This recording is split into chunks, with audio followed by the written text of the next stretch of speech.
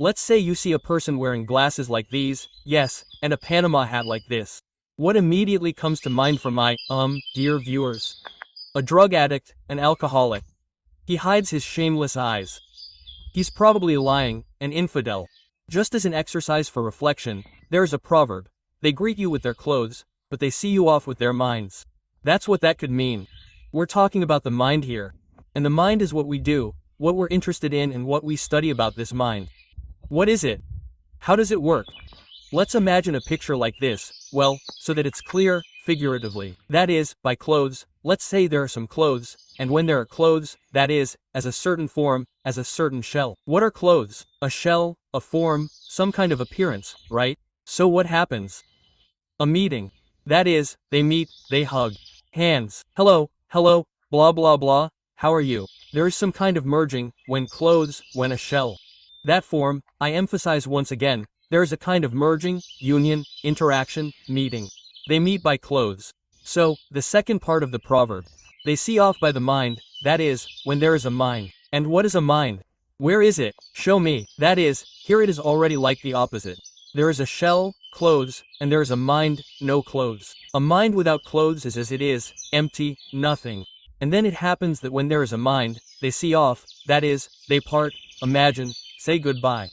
Disappearance, expense, divorce, and 9 surnames. Just think about it, right? We divided the proverb into 2 parts. In the first part, people meet, fall in love, get married, maybe get infected with some idea. That is, by clothes, when there is a certain shell, there is a certain clothes, here they are a meeting, union, merging, and by the mind there is seeing off, farewell, parting, disappearance. You see, here that Buddhist anichiva is even visible. Well, these are 3 principles. One of them is this anichiva, temporariness, fleetingness. What appeared must disappear. What arose must dissolve. What was born, it will die. And so this form appeared, here it is the form. And the meeting occurs. When the form dissolves, the mind becomes empty, then this is nirvana. That is why they say, form is emptiness, and emptiness is form. Well, this is, apparently, another retelling of the same proverb. They meet by clothes, they see off by the mind.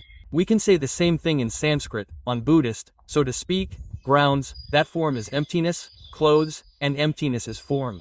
That's all. That's how you look at it. A very valuable observation, by the way, so as not to rush to any conclusions. Well, that's already practically true, if you consider, for example, you see a man in glasses like these, yes, in a Panama hat like this. What immediately comes to mind? My dear viewers have a drug addict, an alcoholic, he hides his shameless eyes, lies, probably an infidel. That's all. That is, you see, there is a block in the head, and this hallucination occurs. The man remains with his own, that is, there is immediately such a wall. And what does the meeting take place with? Well, there was a meeting with these clothes. And there he kind of confirmed his, once again ideas about the world, about people. That is, if in glasses like these, yes, and in such a black Panama hat, yes, well, that means the drug addict is walking around the forest correctly, wandering, and also has such a strange beard. Everything is very strange. That's why such a meeting takes place by clothes. But look further. Just notice that you met by clothes and immediately make some conclusions. Do not rush, do not rush. You still need to get to the mind to say goodbye purely. Here according to the proverb, do not rush to break off at the first part of this proverb. Get to the mind, and there you will see that all this is empty. All these shells, all these clothes, it is just glued on top like this, thrown on. But what is inside, what is in essence, you do not know and will not know if you only look at clothes, at these external forms, how a person is dressed, how he looks. And you have some correspondences in your head. There is a whole set of instructions on how such or such an enlightened, awakened person should look, in short, what he should be like. But he should not be like that absolutely. Enlightened is not in order to correspond to some samples, do you understand? This is not why people become enlightened. That's why they may seem strange, and that's okay, because he doesn't care. Another form that may scare is clothing. For example, I have a video on my channel, a video like this. That is, if you listen to it directly, without clinging to clothing, you will definitely wake up. So, in this video I use the word Pohuy, and it triggers many. Like, he swears, but he shouldn't swear. You can't swear, it's bad to swear. But this is such clothing, a shell. There is no swearing, they just use this word Pohuy. It's not a curse word, it's not just pollution of the language. It's not just, well, such a garbage language, when these swear words are constantly used, which seem to be called upon to replace other words. When a person is a little bit so feeble-minded, he doesn't know what to insert there, what word, and besides, he inserts a swear word there, such interjections for a link of words. But there the word Pohuy is used with a specific pedagogical task, including in order to make this filter, this little piece of clothing right here, yes, hang it up and see if you pass this filter or not. If you cling to this word, Pohuy, it's swearing. Everything is bad, I won't watch any further, I won't listen to anything. I'd better write some angry commentary right away about this. Well, that's it. Gotcha. It didn't come to parting, you know, because we met by our clothes. Okay. Don't rush to leave. Stay where you are. To be continued. These clothes, they are inevitable. They are in this life, well, as it were. In fact, this form, it is everywhere in the form of sounds, in the form of some kind of picture. This is the manifested world. And in this manifested world, this is normal. But if you cling only to these shells, to clothes, you will not get to the essence and will not be able to say goodbye there then. Because they see off through the mind. And what is seen off through the mind? And through the mind they see off clothes, forms, attachments, desires, identifications. These are all clothes. And that's what sees them off. Why? Because you get to the essence through these clothes, through these layers, through these shells, and there the mind is with its beauty, its original nature. Quiet, calm, like an ocean of consciousness. If you like, Atman is Brahman.